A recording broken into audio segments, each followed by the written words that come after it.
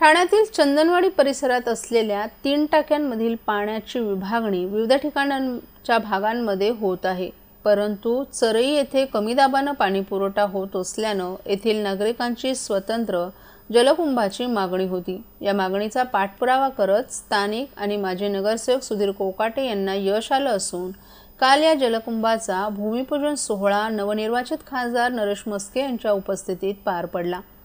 या जलकुंभाच्या उभारणीमुळे चरई भागातील विविध इमारतींना योग्य प्रकारे पाणी पुरवठा होणार असून तेथील नागरिकांनी याबाबत खासदार नरेश म्हस्के तसंच माजी नगरसेवक सुधीर कोकाटे यांचे आभार मानलेत।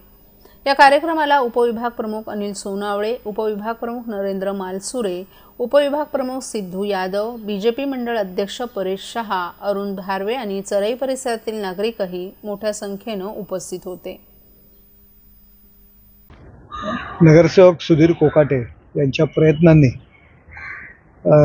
चरई परिसराकरता सेपरेट जलकुंभाची निर्मिती करण्याच्या कामाचं आज भूमिपूजन झालेलं आहे। मी महापौर असताना आपण हे सुधीर कोकाटे यांच्या प्रयत्नांनी पाठपुराव्याने हा जलकुंभ मंजूर करून घेतला आणि सातत्याने जागा ताब्यात घेण्यापासूनचा विषय होता, पण सुधीर कोकाटे यांनी पाठपुरावा केला आणि चरई परिसराकरता हा जलकुंभ बांधण्यात येत आहे।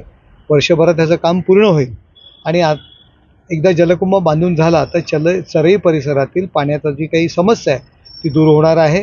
लवकरात लवकर हे जलकुंभ बांधून होईल तशा प्रकारचे निर्देश अधिकाऱ्यांना दिलेले आहेत आणि चरई परिसर जो आहे जो वेगळ्या टाकीवरनं पाणी येतं तो सेपरेट पाणी त्या ठिकाणी जाणार आहे, त्यामुळे त्यांची पाण्याची समस्या दूर होण्याकरता मदत होणार आहे।